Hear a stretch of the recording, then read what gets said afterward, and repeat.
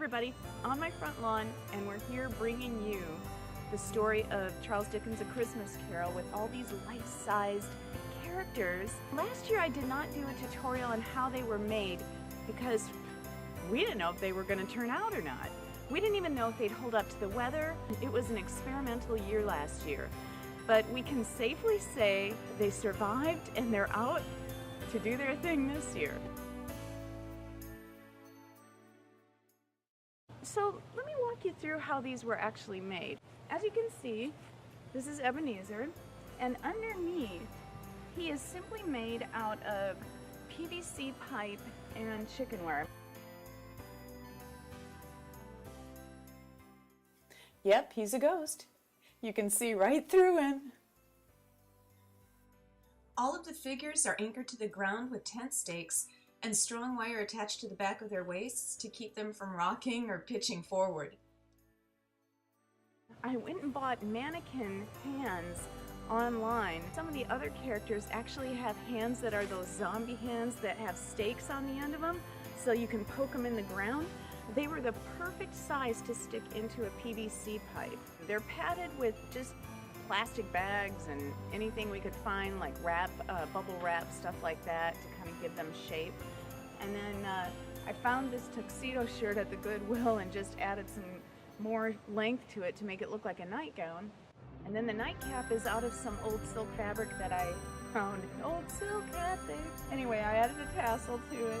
But the heads are the coolest part, so let's zoom in on that, okay? Heads are those styrofoam wig heads that you can get anywhere, and they have a hole on the bottom of them. So all you have to do is just stick the hole right on top of your piece of PVC pipe. After Halloween, I bought these masks, and to get the eyes to look realistic, we used, kid you not, ping pong balls. And I painted them with just simple acrylic paint and a little bit of clear fingernail polish just to give them a little bit of, like, you know how eyes look kind of teary or glistening, they don't look flat. So we wanted to give them a little bit more realistic look. And then those are just stuck with either glue or stick pins into the styrofoam head underneath. Marley's mask only covered the front of the styrofoam head, and it had pointy ears, but I was able to make it work with the strips of gauze. I used regular sewing needle and thread to attach it to the latex, so it wraps naturally around his neck. And I think his eyes look the best, too. So here's the Ghost of Christmas Past, at least my depiction of her. I found a simplicity pattern for her and made the ghost out of just gauze and really lightweight cotton fabric. She's attached to PVC pipe and some really rigid, stiff wire, and it goes right through, sounds kind of disgusting or zombie-like, but it goes right through her neck. Each of her hands are actually a piece of cork with a hole in it. We tied a length of wire around a long screw and stuck the screw in the ground, and the other end of the wire is wrapped around her little wrist and held in place with the cork. So that's how she floats in midair. She's got an acrylic stake, clear acrylic stake that keeps her in the ground. It's barely visible.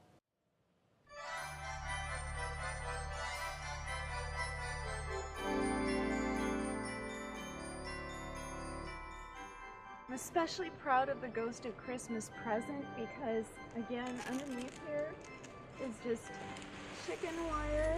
We'll open it up so you can really get a better idea. Okay, chicken wire and a tomato cage and just a garbage bag with extra plastic bags stuck in there to make it, give him his tummy.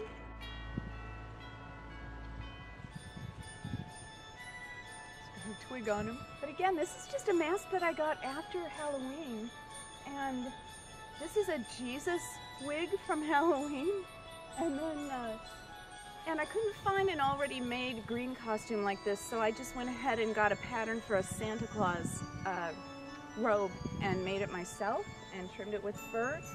And then we've got the cornucopia and all of this fruit attached to it and some bread. That's all just easy stuff I could find at Walmart or wherever. Let me tell you, this has held up to rain and wind really well. And then, whoa, spooky guy.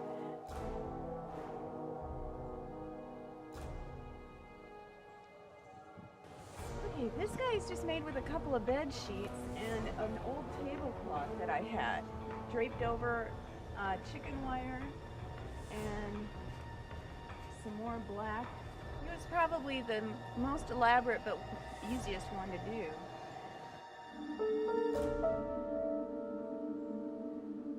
And those are just tombstones that we turned backwards and painted a little bit to make them look more aged from Halloween. And this is a piece of plywood that I took and stenciled and then sprayed with spray paint that is supposed to give a stone finish. And then I went back and just hand painted it. We had these logs that the garbage men would not take no matter how much we tried to disguise them and put them in our trash. They would dump them out on the ground, and I got kind of mad and I didn't want to have to haul them off myself, so I finally told my husband, let's just make a fire out of them for our carolers. And then I went and found some of this cellophane gift wrap that you can find at any craft store, and got a bunch of different colors to make it look like a fire, even the blue over here. And when it's lit up at night, it looks really, really cool. The cosmetology schools all have these full-haired mannequin heads that you practice on, and they're completely made out of plastic, again with holes on the bottom that fit great on the PVC pipe. So we just thought, what the heck, I got them at like the Goodwill for a couple bucks each. And then I really was stumped as to what to do with their costumes, so I went online and I found this velvet, the scarf's velvet. The hands are again these zombie hands. I'm stuck with PVC pipe right there. The cord to the light inside of this present goes down his pant leg and is plugged in so that it lights up at night. So that's pretty cool. And then his lantern is an LED candle. We took the glass out of it because it was just too heavy and it would have weighted his hand down too much. So without the glass, it's much easier to see and much lighter for him. Right? That's kind of dorky though. He's wearing Ralph Lauren pants, by the way. I got those at the Goodwill too for a couple bucks. They're like a $80 pant. And then her story is pretty much the same. She already had hair on her, so I put it back in a snood, which is like fishnet kind of stuff that women used to keep their hair back with, or just a simple hairnet. Her outfit was just, I found it online. And then she's also got like a big tomato cage with a lot of chicken wire over it to keep her skirt out. And of course the story wouldn't be complete without talking about Tiny Tim. Took a couple of sticks and some padding underneath, some tape, and then an old t-shirt, like a rag wrapped around it for his crutch, an old Newsy Boy cap, and then this old chair that a friend gave me. And then this yard sign I painted a long time ago, and now it fits right in. So there you go. Let me just say that if you want to try something like this and you're a little nervous, the thing that gave me the courage to do it was every Halloween you see these life-size characters that people have made and put out on their front porches or outside, and they're exposed to the elements, and I thought, if it works for them, why can't we make it work?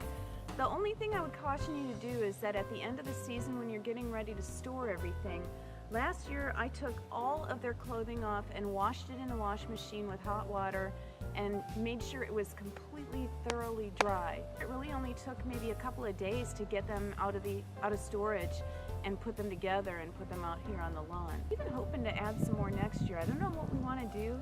People are saying, well, you need to add Tiny Tim and Bob Cratchit. And I'm like, I kind of like not having Tiny Tim here, because when you see the empty chair and you see his crutch, I think it kind of stirs your emotions a little more and brings home the message that it's our responsibility to help those less fortunate. So there you go. Thanks for looking at my display. I hope that if you live in my area that you are able to come through and take a look at it. And if not, maybe this will inspire you to do something like this on your own. Thanks for watching. Merry Christmas.